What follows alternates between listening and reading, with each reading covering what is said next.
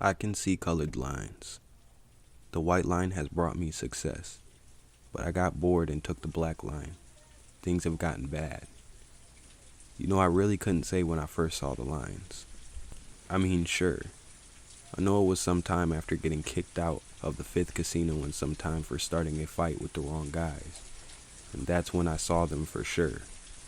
Brightly colored lines, cutting straight across the gravel parking lot, leading me back to my parents after I had gotten lost on that road trip.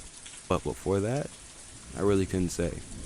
Maybe I had seen them before, mistaking them for pavement lines and supermarket markings. Regardless, after I noticed them, I couldn't help it. I saw them everywhere. Two lines, red and green, etched into the ground like they were marked in paint. No one else could see them.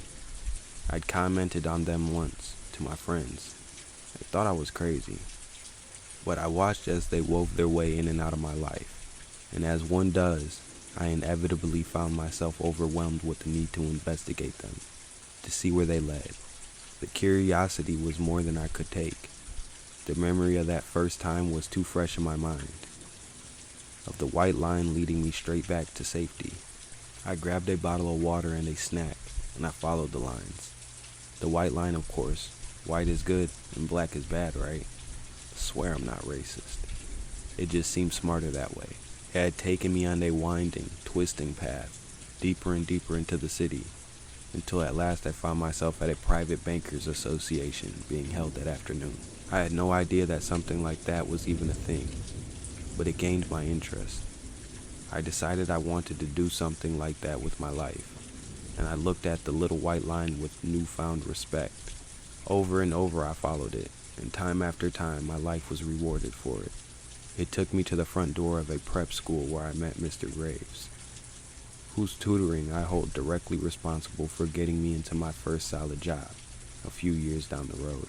It led me out of danger as a kitchen fire burned out of control in my school, and it crossed my path with that of the woman of my dreams. Literally, we smacked into each other in a crosswalk. So here I was 29, and the world was at my fingertips. I managed trillion-dollar assets.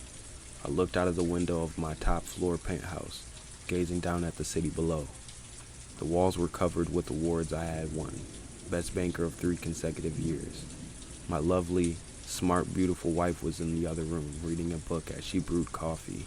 For so long, I'd relied on invisible lines to guide my steps.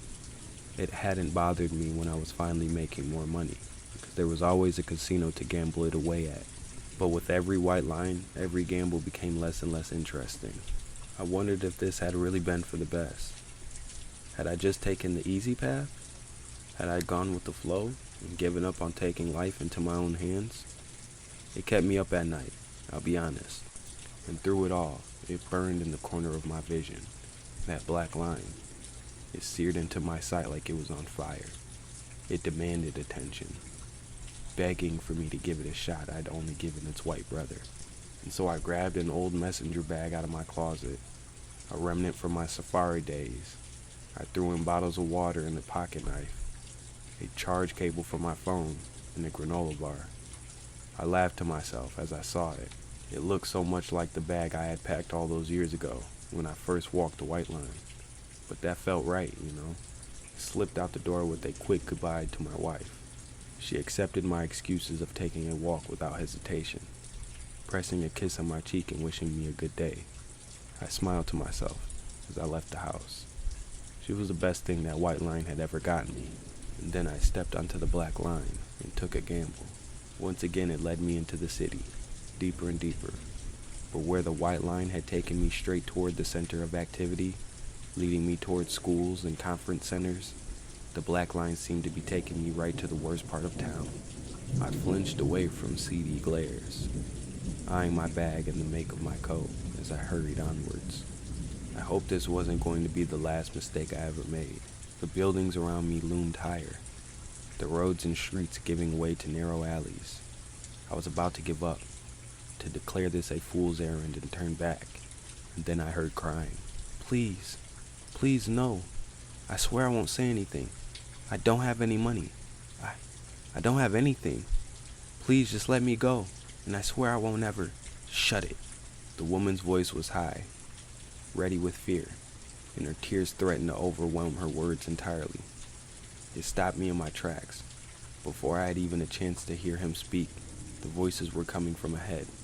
The black line burned, inviting me onwards. Almost against my will, I found my feet moving forward, and then I saw her, huddled on the ground in a mass of scarf and hair. A woman was in front of her, kneeling with her purse torn open in front of him. He dug through it, tossing receipts and makeup cases aside carelessly as he looked for anything valuable. In his other hand, he held a gun. He pointed at her lazily, weaving back and forth as he searched the bag. They were right there, no more than 20 feet in front of me. Neither of them saw me. The man's back was to me, and the woman was in no state to notice. My hand plunged into the bag slung over my shoulder, latching around the familiar shape of my knife. I didn't know what I was going to do with it, but having it in my hand made me feel a little better. I needed to call the cops. This was all wrong. There was no way I could do anything to help her. I was just going to end up getting her killed, or myself, or both of us. He had a gun. What could I possibly do against a gun? But then I hesitated. A dark thought crossed my mind, a selfish desire to save myself from potential danger. What if I didn't intervene? What if I let this unfold, knowing that my presence was the catalyst for this dangerous situation? I swore under my breath, torn between the moral obligation to help and the selfish instinct to protect myself. The woman's cries grew louder, desperation and fear echoing through the alley. The man's fingers tightened on the trigger. I took a step back, grabbing a piece of wood off a pallet nearby, but my resolve crumbling. The woman's eyes locked onto mine, pleading for help. In that moment of hesitation, the man saw me from behind, high off a blend of drugs, and fired by accident. The gunshot echoed through the narrow valley, and the woman's cries abruptly silenced. I stood there, paralyzed by guilt and regret, as the man shoved me aside and fled the scene. The woman lay on the ground, a victim of my inaction. I should have done something. I should have been her savior, but I let fear and selfishness guide me. As the reality of my failure sunk in, I knew that I could never undo the harm that I had just done.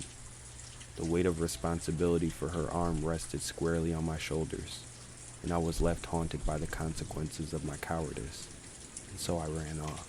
I looked down at the ground. The black line shone brightly in front of me, tempting me to follow it to the unknown. To the left, the white line blinked on and off, signaling a safe exit from this hellhole. I decided to take it. After witnessing a brutal murder that I had no part in, I needed to report the crime to the authorities, but I didn't want to get involved. I followed the white line out of the dark alley, back to the main street where people and vehicles passed by.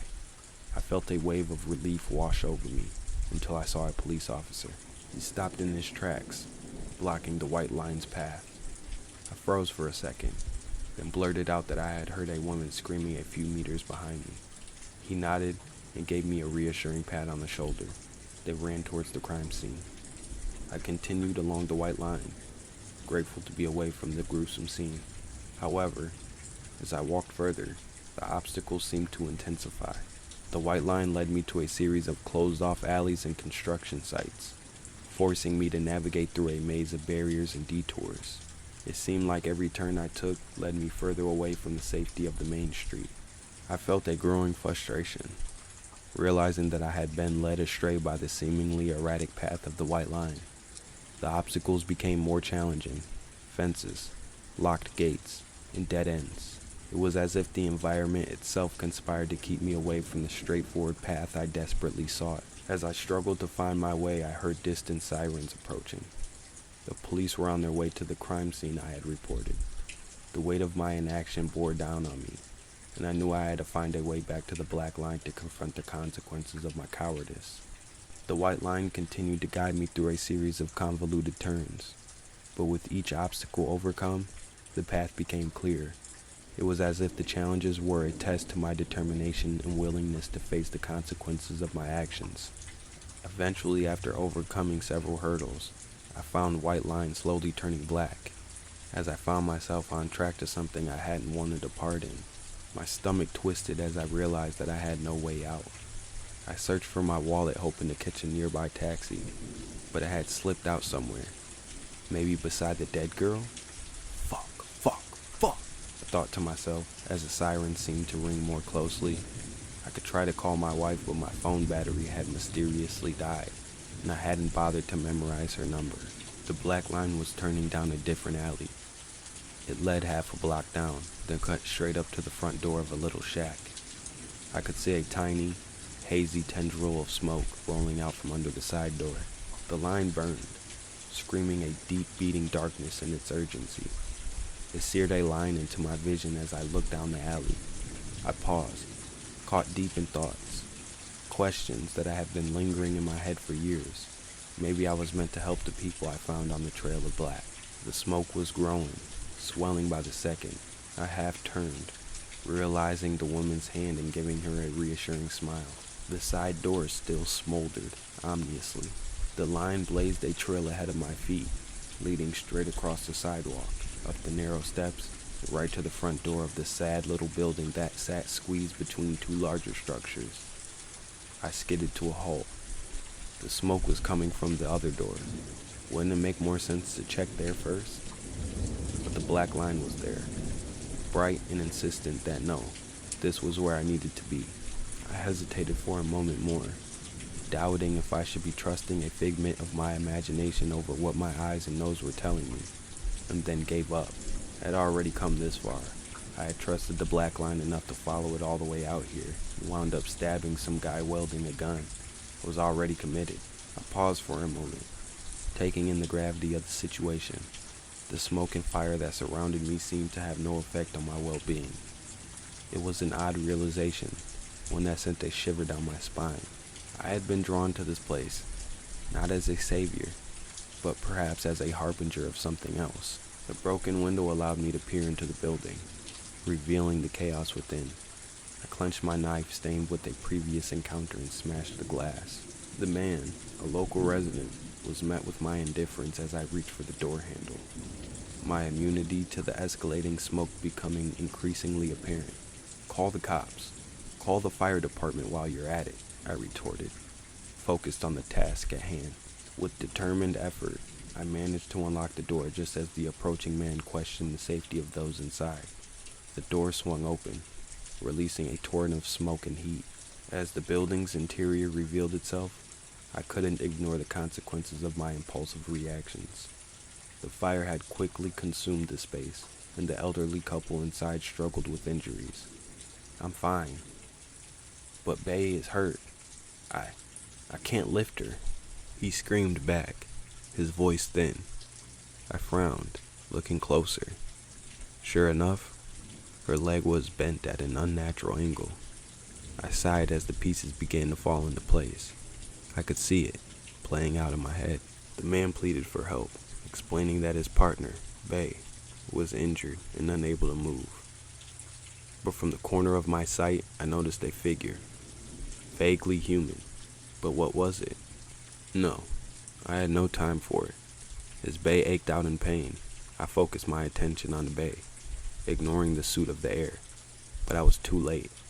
Their gas-powered stove, still on beside them, exploded, leaving the entire room ablaze. I heard the blast, but I was still intact. I could still see their burning flesh. I could hear them. They were choking on smoke to their death. My skin remained cool as theirs goldened. It was too much, as I screamed for help before fainting. Having fallen asleep, the realization hit me hard. I wasn't meant to help those people fight for their life. I was simply meant to watch them die. The black line had turned to a harbinger on death. Asleep, my mind turned back to the moment I first saw the lines. A young, 20-something, at the safari. I had lost a gamble with a drunk man. He claimed to be a witch doctor. I laughed at the idea. But every native person there seemed to be afraid and actively avoid the man. The owner, Terry, had even told me, "Don't bet on something you're going to regret doing, even if it's a joke to you. Don't mess with these people." I soon awoke from my dream, disoriented. As I was lifted, my head bobbled about, as I could see the black line led the way. I tried to steer the men whom appeared to be firefighters away, but there was no hope.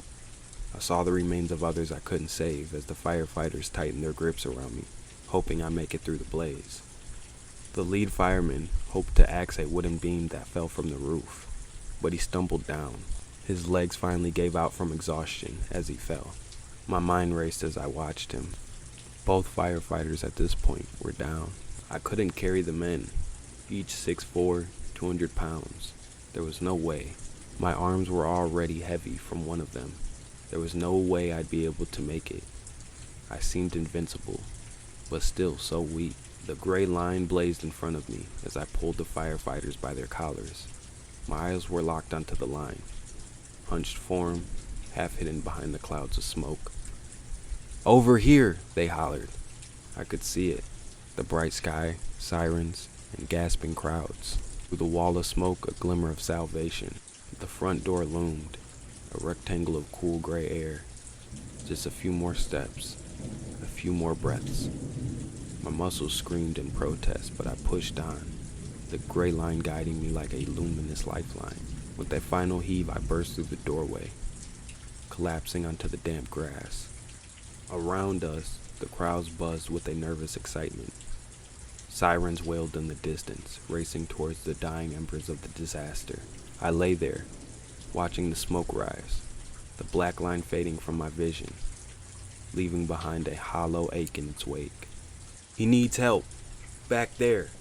Help him up." I crawled till I stopped gathering my breath. The other firefighters grabbed their friends, but I was too late. I was too slow. I wasn't a hero. I wasn't a savior. I was simply a harbinger, a black moth drawn to the flames, my touch leaving ashes in its wake. They all looked at me with fear, shame, anger, and disgust.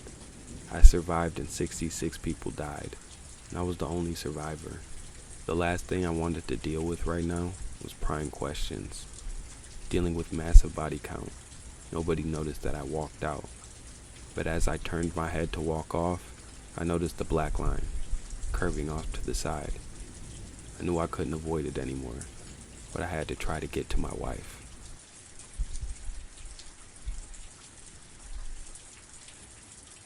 I'm being terrorized by small children. So I'm an author, and I've been struggling to find any sort of inspiration for a book. I went on writers' retreats, read a ton of books, scrolled through endless Reddit threads for anything that would spark an idea, but no matter what I do, nothing seems interesting enough to write about. On top of this horrible writer's block, my grandmother passed away, leaving her old house back in Virginia to me. It's a miracle if you ask me. Getting the house, I mean, not her dying. I'm not heartless. I knew that the change of scenery was going to help, but boy was this going to be the worst possible idea I had. A few weeks after the funeral, we met up with some lawyers who arranged the paperwork and paid the fees for the house, and I finally could move in. My parents came up with me to help with the unpacking.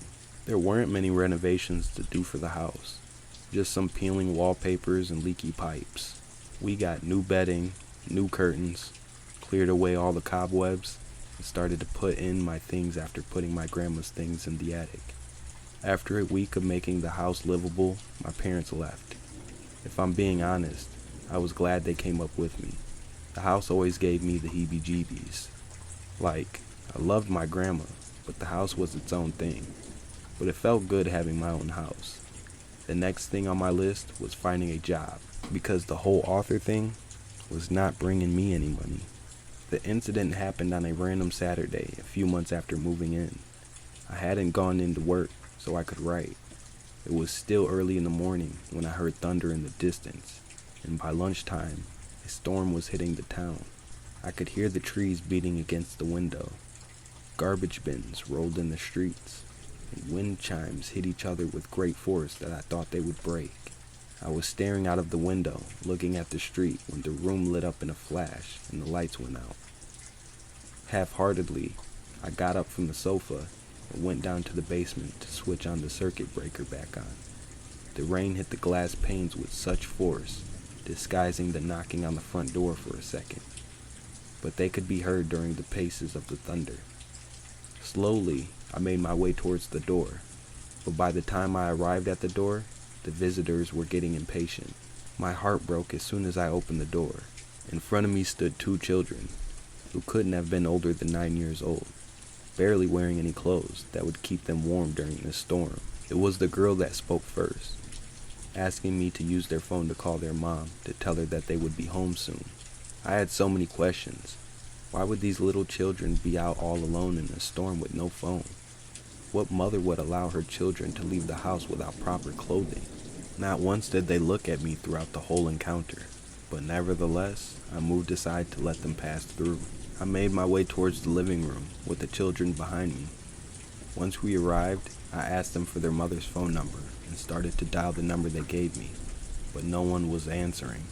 I asked the girl to tell me the number again in case I misunderstood her, but the number was the same as before, so I suggested that we wait out the storm here. Then once the storm is over, they can leave. There was no reply, but I took it as a yes. The children needed clean clothes, fearing that they would catch a cold if they stayed in their wet clothing. I told them to follow me as I went upstairs towards the bathroom to get them some clean towels. After getting the largest towels I had available, I grabbed 2 sets of pajamas and showed the children my room and the guest bedroom, so they had some privacy as they changed. The children's eyes still never left the floor, not even to take the clothes from my hand. Whilst they changed, I went to the kitchen to prepare some hot chocolate and some biscuits I found in the cupboard. After a few minutes, they came down to the kitchen and sat on the table as I placed the steaming mugs in front of them. While the children were drinking, I went back to the living room to try their mother's number again. This time, I got an answer. It was an older gentleman. I told him that he didn't need to worry about his children since they were safe in my kitchen, drinking. I informed him that I wouldn't allow them to leave until the storm, but he seemed confused at the mention of children, telling me that his children hadn't been 9 for ages, and his grandchildren didn't even live in my area. I told him that I had a wrong number and apologized before ending the call. I walked back into the kitchen to ask the children to write the number down this time, so I don't keep dialing wrong numbers. I walked into an empty kitchen, the children nowhere to be seen. I called out for them and searched the lower level for any sign of them. I searched all the cupboards and closets thinking they were pranking me, but I couldn't find them. While I was in the living room searching, I heard a loud crash coming from the kitchen. Annoyed, I walked towards the kitchen and was greeted with all the contents of my cupboards on the floor. At the same time, I could hear laughter and footsteps running up the stairs. I ran out of the kitchen and up the stairs, leaving the mess for me to clean up after I found the children. To give you a small layout of the second story of the house, the whole level was connected, a long corridor with rooms on either side of it. There was a bedroom, bathroom, and a storage room with the entrance to the attic. As I was walking past the storage room, I noticed that the door was open and noticed that even the attic hatch was open. When I entered the room, I carefully climbed up the ladder and switched on the light bulb, even though it barely gave out any light. Apart from old clothes and a book I got from my parents' house and old items my grandma would store, the attic was empty. The sound of thunder filled the silence of the house as the storm started to grow stronger than before. A flash of lightning lit up the room and revealed the shadows of the children climbing down the ladder. I followed them down the hatch and was guided toward the entrance of the house by their laughter. I found them waiting for me. They were looking up at me with a horrific grin on their face. A chill ran down my spine as I finally could look at their faces for the first time. Their eyes were black. I'm not talking about their iris being black or metaphorically looking black, but their whole eye was black. It was as if I was looking at an empty eye socket. By looking at their whole face, it looked like they're completely transformed from those small weak children to these horrifying creatures. Their skin looked almost translucent and was decorated with purple veins that reminded me of lightning from the outside. Their bodies looked tiny compared to their already large clothing. Their eyes never left my face, following my every move as I slowly backed towards the kitchen where I could make my escape through the back door. I never broke eye contact in fear of them disappearing, but once I arrived in the kitchen, they disappeared. That night, I couldn't sleep. Their eyes remained ingrained in my memory. They were there every time I closed my eyes, or in the shadows near the storage room. Now I'm trying to figure out what those things were. An update. I came across some stories similar to mine, and to my understanding, they're called black-eyed children, and they're creatures that shouldn't be messed with.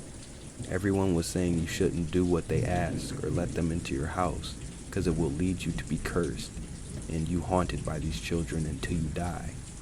I'm not one that believes in curses or spiritual things, but now as I write this update, hiding in my wardrobe, I can't help but feel stupid for not believing in what people were telling me and didn't try and get help. I don't know what to do. I can't call the police because who would believe me when I tell them I'm cursed by some little children? 5 weeks have passed since the events of that day. I had slowly started to forget what had happened, and I was back to my normal routine, going to work, writing, and I even made friends with my neighbors, and would occasionally go for dinner to their house. They're a sweet old couple who make a mean chicken pot pie. Anyways, one night I heard a knock coming from upstairs while I was making dinner, dismissing it as just branches banging against the house from the wind. It is winter after all.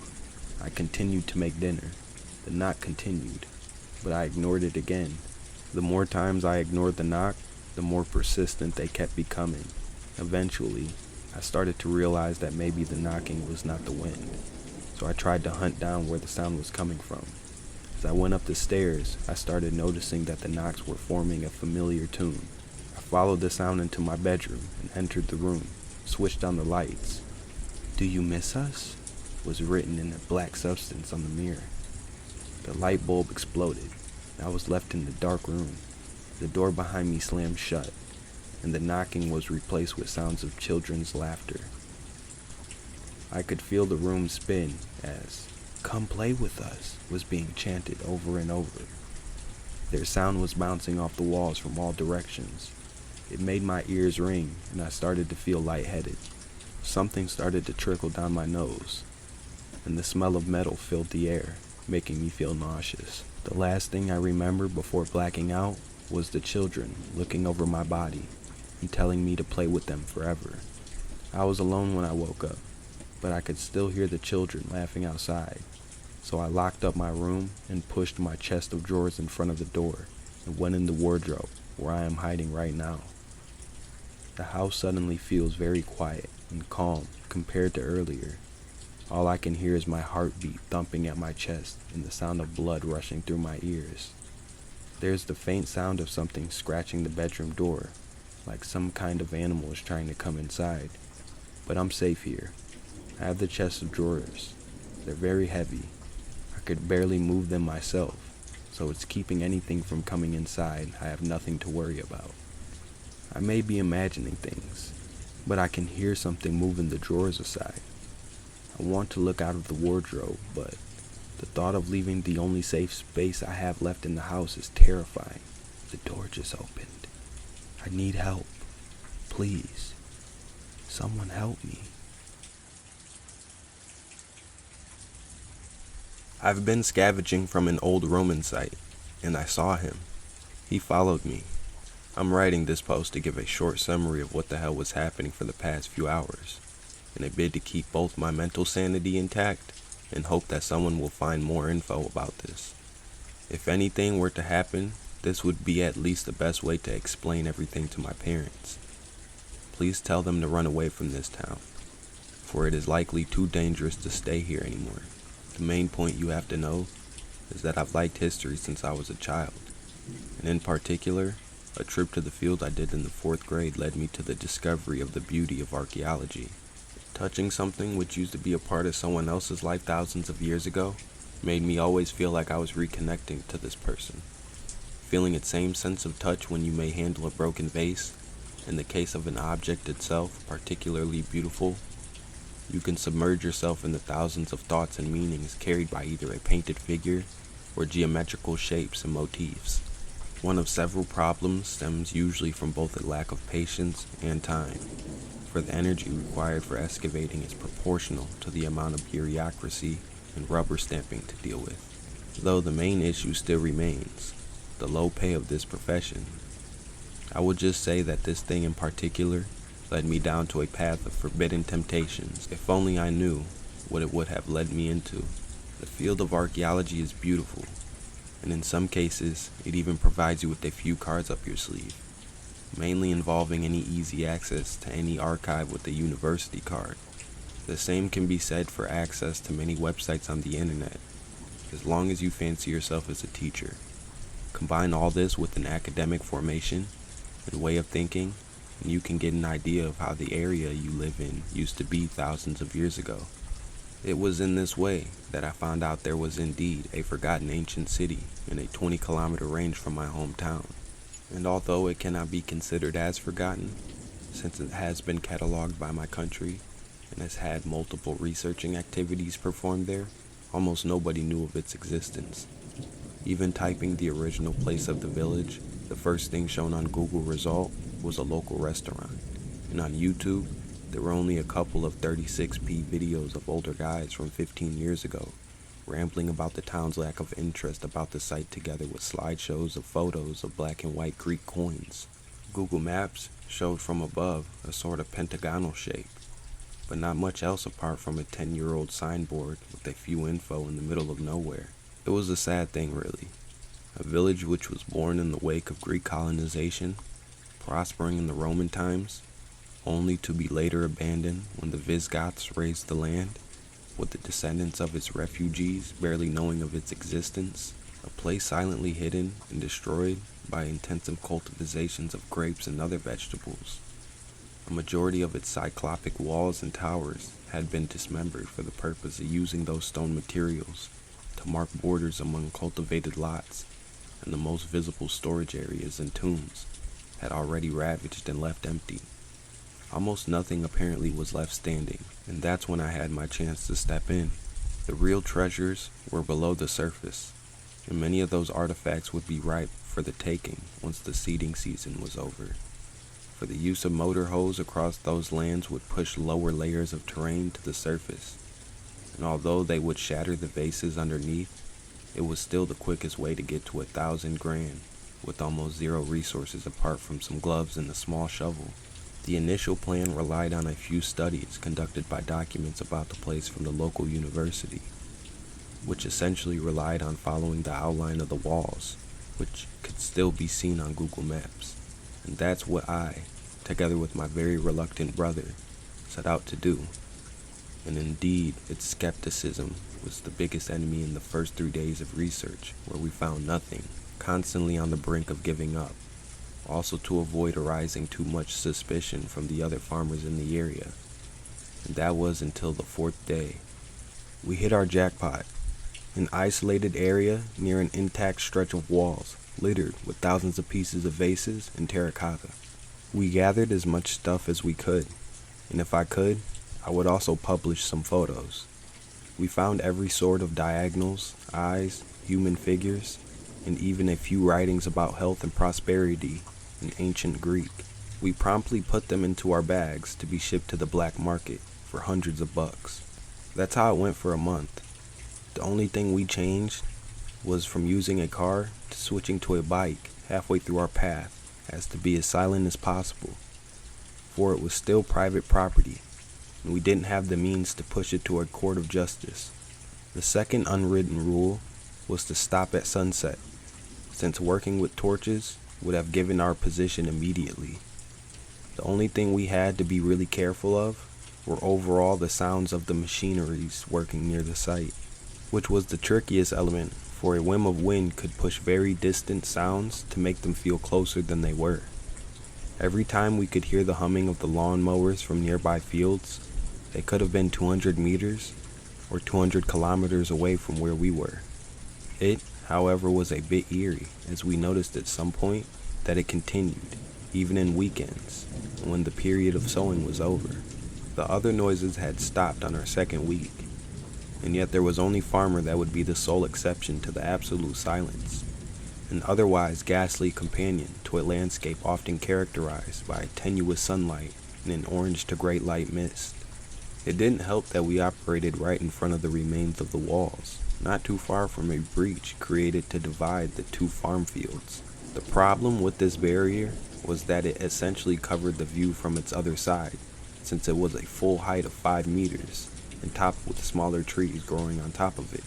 In retrospect, we probably ignored those signs due to us getting accustomed over time to those sounds.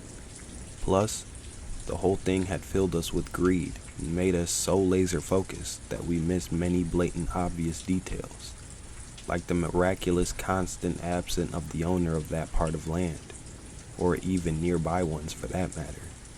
Despite our constant and daily search and use of the same route with the same car, such an amateur excavation meant that we couldn't afford proper transportation systems and thus deviations, since the car wouldn't have lasted without a proper asphalt ground, and in that area, it was the only one available.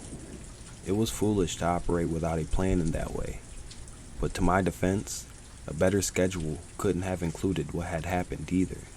Today it was day 21 of our daily routine to loot the place and strip it bare, and I can even recall that it was 18.15 of a late afternoon in the current month of August, with both of us exhausted after a whole day of digging, which at that point was also getting tiring, for the fragments would get smaller and smaller, and we would have to dig into the ground since the surface had already been cleaned up. The reddish mist had very quickly filled the area, and the motor hoe was still going on in the distance, a now familiar thing which sounded comforting in the midst of an eerie atmosphere. In that moment, as we stopped our research for the day, I saw for the first time that in that field there were the remains of a small tower, a thing which I somehow missed for all that time and had also been hidden under a layer of tree branches. It did make sense since we were close to the edges of those fortifications, but I had never really given this thought. While my brother stopped to check his phone, I managed to wiggle my way through the bushes to find a sort of external staircase. I climbed my way to the top, and I stared at the surroundings. That atmosphere made it look like one of those old-style Disney movies, with the boundaries of things slightly altered by the all-encompassing mist. After staring for a full 5 minutes, the sound brought me back to my senses, and I instinctively turned my head towards the sound when I saw something in the distance. It wasn't very distinct because of the fog, but I could see it was some 300 meters from our spot. I could not see anything else about it apart from the fact that it was humanoid. But I could immediately see that one thing was extremely wrong. It was as if it were drinking from a pumping water station for the plants, which was apparently the source of the noise. Yet that thing seemed bloated like a tick, its figure surrounded by a black liquid on which hundreds of flies were feasting upon. The first thing that took me by surprise was that sound simply stopped. And when it happened, that thing turned its body towards me, started walking and waddling toward my direction, making the most horrible sound I had ever heard. It was as if for every step it took, something of that body was breaking apart, hardly carrying the weight of its body. But it was when it started walking faster and gaining speed that panic really started kicking in. It all went down very quickly from there. I jumped down 8 meters, almost injuring myself if it weren't for the soft ground underneath. Then I went down to see my brother. He was visibly worried, as he probably saw my pale face or the fall I just made. But I didn't lose time to tell him with animated gestures to get away from that place. And yet that wasn't enough. We turned our heads to the noise getting stronger and stronger as it passed along the length of the other side of the wall to finally reach that passage, revealing itself at us. And it was horrible. A 2-meter tall mockery of a human form. Its legs had their muscles and bones broken apart and separated so that a gap could be seen between the two. The arms and legs were dark, filled with holes infested by larvae and festering among the few red parts reassembling injuries. Its face was a twisted nightmare, where a mix of darkened skin and pieces of blistered surrounded a pair of white eyes without pupils, completed with a jaw half detached from its body, filled with yellow teeth. It was a decaying body, alive, filled with nothing other than hatred, and it headed toward us, reaching us with a stench of decaying flesh, with its wobbling, swollen belly striped by lines of dark red water. And it smiled as it kept laboriously breathing, yet heading toward us with an unnatural speed. I ran away as quickly as I could, but at the horrible cost of leaving my brother behind. And I could do nothing as it picked up his body above the ground and simply ripped it in half like a breadstick, gulping his flesh and blood by slurping his insides as if he were seafood.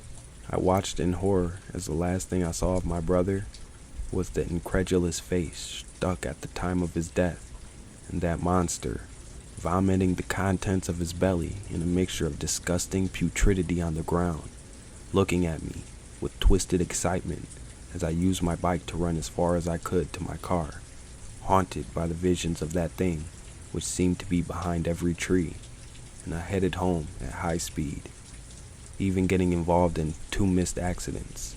It's been about 2 hours since this happened, and it's 20:30. I had been thinking about calling the police on my entire way home, and in the end, I had to, despite all my doubts about this story, because that thing has broken inside my house. It followed me. It's coming for me, and even though the police said it was on its way, now it might be too late, for the monster is inside my house, a couple of rooms away from me. It started when I saw it in its eyes outside of my backyard 20 minutes ago, and it immediately spotted me back. He even put on a show as it effortlessly took down a nearby light pole and chewed on its cables, leaving me without electricity, forcing me to write this from my phone. And right now, it's inside, and somehow it is temporarily mesmerized by the collection of our pieces of vases. I don't know if there's a connection between the two things, but I could not care less now. It has stopped it for a while, but I know that in the meantime, it has been tampering with my water supply, since I could smell rancid from the faucets of my kitchen and bathroom. I will leave after this message has been sent by trying to leave the gas open and lighting up a match, so that no one else will suffer the same fate of meeting that bastard. Some places have been abandoned for a reason, and for many of them, it is better to leave them that way.